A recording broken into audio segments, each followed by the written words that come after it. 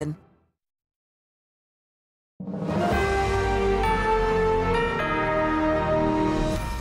England footballer Raheem Sterling has hit out a British newspapers accusing him of fueling racism through their portrayal of young black players.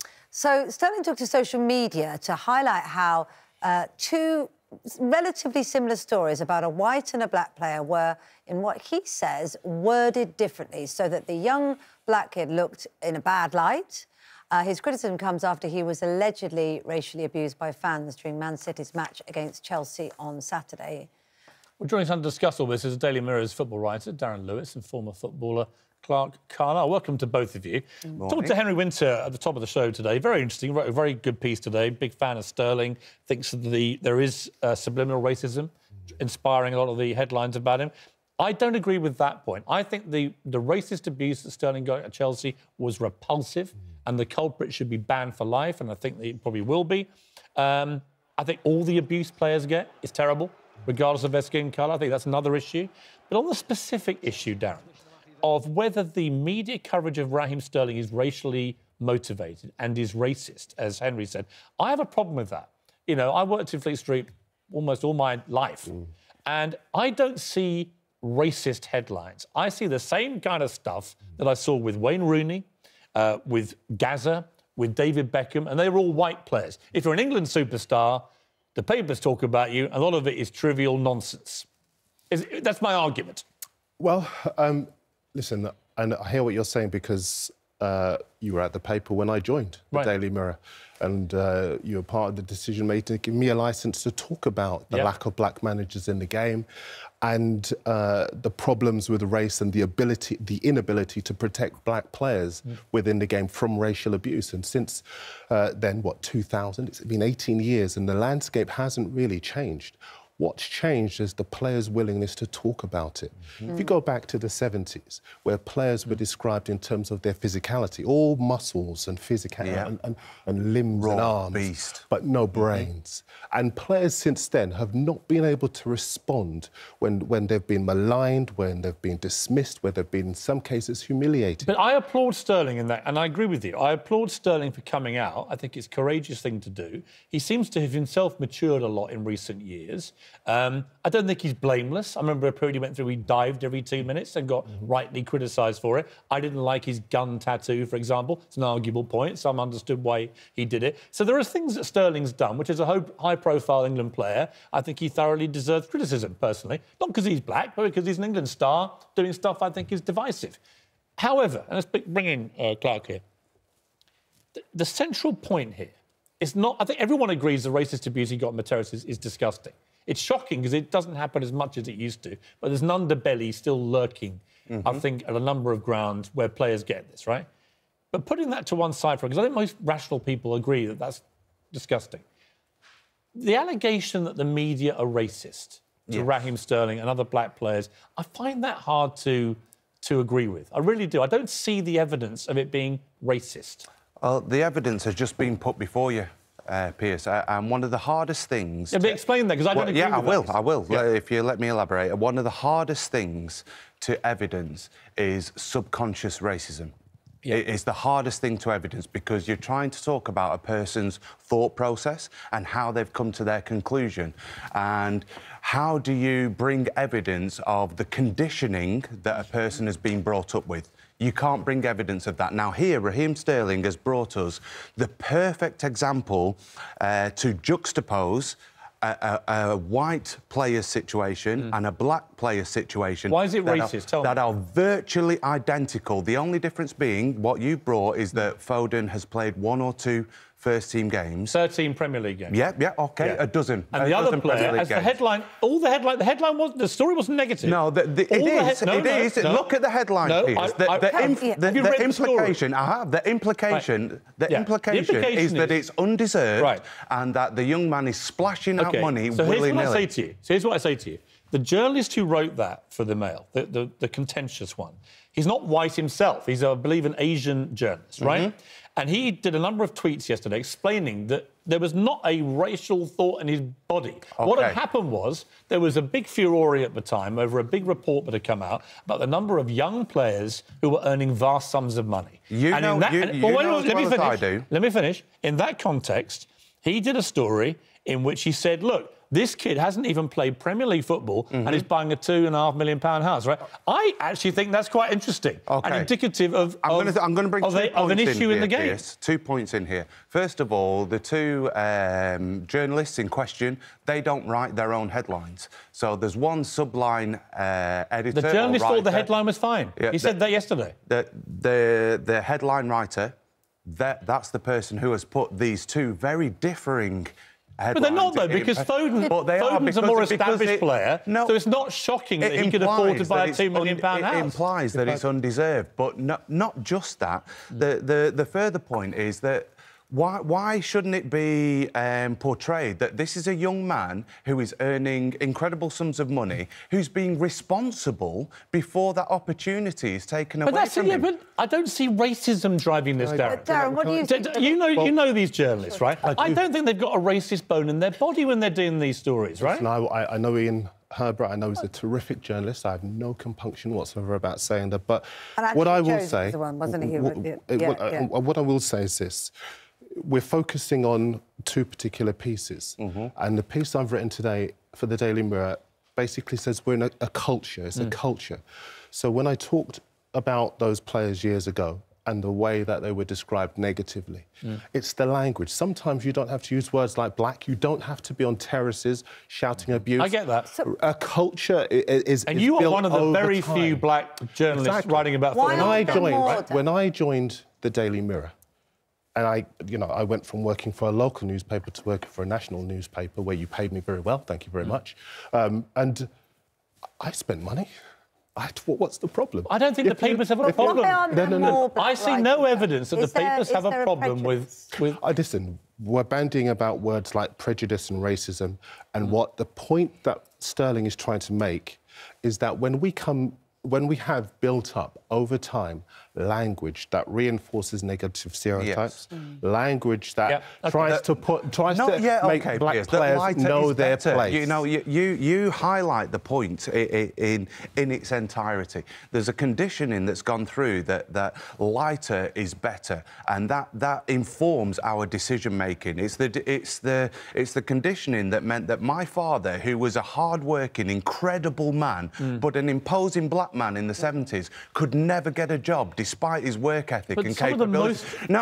Just please hear me out. Right. Now, this issue evolves. It evolves from the overt racism that you can quite clearly say is unacceptable on that stand, in the stands there, to today. Now, what has informed your decision-making? It's you growing up in a household where, yes, 40 years ago, 50 years ago, it was OK to say that white is better. But it's not anymore. No. But these are still the conditions that are put in your mind, not only yours, Pierce, but mine as a second and third... Please hear me out. As a second and third generation immigrant, where my father was dominant, authoritarian, but when he went out of the house, he had to be subservient to the white man in order to be able to walk down the street with his wife. But as Darren will tell you... No, there's a wider issue here, Pierce, and you're missing it. Fine, but at some stage you have to let me talk, right? And I would say that, Darren, you and I worked together a long time at the Mirror. The Mirror was at the vanguard of driving out racism in football. We campaigned for it. We believed in it passionately. I believe in it passionately. I said yesterday, most of my favourite footballers in the world that I've worshipped are black footballers, right? The idea that somehow I don't want things to be so much better than they've been than seeing these scumbags at Chelsea yesterday abusing Raheem Sterling is ridiculous. However, that is different to whether the media attention on Sterling is driven by racism. But what we have to accept, and the way forward, is to accept that words matter, language matters. I agree with that. The treatment that we give issues like this. And more black journalists actually writing about football in this country in proportion to the number of black players playing the game. And we need more black people at the at the top of the decision-making process in broadcast media. As a nation, Darren, we need to think about our thinking. What's informed your decision-making processes? As you've grown up in your household, what's conditioned your thinking? I get that. Until we start to think about that, Piers, we cannot combat latent. Let me give you a prime example. I was at an award ceremony on the South Bank, stood in the foyer. A man walked past the guy who was stood in security outfit, walked straight to me in my suit and said, "Where's the cloakroom?" I said, "It's probably there next to your casual racism." I was actually there to pick up an award. But that's instinctive decision-making processes that are brought by conditioning peers. And that's what we have to think about. I get that, and I totally agree and support you on that, OK? We have a call who's just come in. Somebody reached out to me last night on Instagram, actually, because in the video of Raheem Sterling being abused by this Chelsea fan, you will notice that there was a black fan literally standing 3 away from this guy, right? And people have been wondering, well, why did that guy not look like he was as appalled as we've all been? Well, this guy, he messaged me, and we've got him on the phone now. His name is Nathan Lewis. He is that black Chelsea fan. Nathan, good morning to you. Good morning, Piers. So you sent me a very thoughtful message last night, because obviously there's been a huge furore about all this. And one of the questions people have been asking is, well, why was the black fan standing literally 3 away from this guy, not as apparently outraged as the rest of us? Tell us from your point of view what you make of all this. OK, so obviously I was at the game and Raheem Sterling was getting a lot of abuse from all sections. However, I have to be honest and say I didn't actually hear any racial abuse whatsoever. And so, like you said, a lot of people have been questioning me and my integrity as to why I didn't get involved, why I didn't react. But I didn't actually hear anything racial from any section of the crowd, to be fair. But that, again, that doesn't mean it didn't happen. It's, there's 40,000 people there shouting from all different directions. So, I just didn't hear it at the time. Right. Now, you said to me that the people concerned, the one who was screaming the abuse has been identified, that they were getting sent messages by their partners or whatever saying, "You're on telly, blah, blah, blah," and they were finding it all quite funny. Yeah, so we all knew it was on TV because the camera was in front of us, and people were getting texts through, messages through, showing that we were on TV, and they found it quite funny that we was on TV. So they knew that we were on TV and something had happened and we'd been seen. But again, at that time, I never knew it was of a racial nature at that point. Now that you do know, Nathan, what do you feel as a black Chelsea fan? And Chelsea used to have a lot of problem with racism, but, like most clubs, it seems to have improved over the years. And this is pretty horrifying, a throwback to what it used to be like in the dinosaur days. But when you see a guy literally standing 3 feet away from you, screaming racial abuse at a player like Sterling, what do you think of it? I think it's obviously disgusting, I'm right there, like you said, 3 feet away from him, and he's got no disregard for me. Obviously Sterling either. And, I just thought in this day and age, it had kind of gone.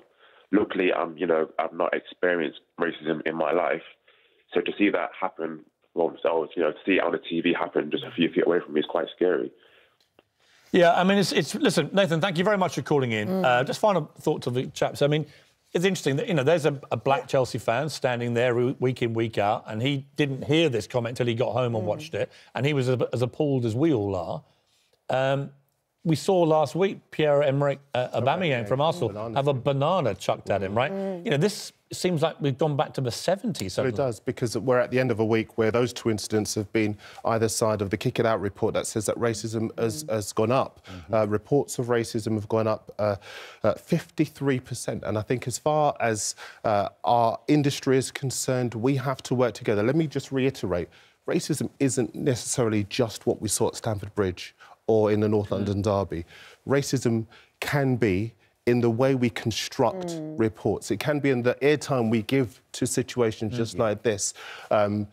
It's insidious, it's institutionalised. Well, giving it airtime like this to debate it, actually, I think is a good thing, right? It's definitely a good thing, and this is far too important an issue to obfuscate it with such a superficial angle. Look, Piers, you have a platform here to speak to millions upon millions of people. We have a platform. We now, as invited guests, to contribute to that. But it's your view and opinion, and the ladies and the rest of the team and Ben, on a daily basis. Now, if you are of the mindset that you think that what we're suggesting is trivial and doesn't matter. That's the view that you will portray on a daily basis to tens of millions of people. And that can be the only way that their argument is informed. Or by a newspaper headline. You know how many people don't read past headlines. Headlines inform opinions. Yep. Now, if these are headlines and opinions that aren't people who are aware of their unconscious bias, Okay. then that is how it's perpetuated. Clark, Darren, I appreciate we're going to leave it there. You know, my only quibble with this is the idea that there are racist journalists writing these headlines. No, they're not racist. They are subconsciously conditioned to portray that one person's deserving, one person's but I don't. But here's the thing: less. you may not like to hear this, but I don't agree with you about that. That's quite all right. I don't think that's right. We work in an industry where we construct words to form a narrative. Yeah, and so I agree with the language. It's a misdirection. The language thing I agree with. Anyone is describing. I think having more black journalists writing about football in this country would be a very good thing. It's long overdue. It should be happening. Can I give you were one very much a final trailblazer example? when you came to the Mirror. Done a brilliant job on these issues for the Mirror. One final example, Piers. You just asked Darren off air. You said, were you the only black journalist at the World Cup? And Darren said, no, there was one more. And you said, oh, there was only two of you. Right. That is an example of unconscious us and them. And that's what... There was only two of you. No, it is. Not. No, there was only two of you. Now you're being ridiculous. There was only two of black journalists out of 60. But that's not what you said. You said there was only two of you. And that is the subconscious. No, you see, but this is where you lose people like me that want to make a difference in this, because that's just ridiculous. But I think what the upshot of this whole debate is that there were two black journalists. We do need more representation within our industry, because if we have that representation, you can't see racism then everywhere. we can the moment you do, even for people like me that situations like this properly, change, you lose people that are fighting for you. I was brought up without it. I was absolutely oblivious to it until it was brought to me. But we've got to leave it there. But honestly, yeah. Anyway, we'll talk about this later. Lots more still to come. You're watching Good Morning Britain on ITV.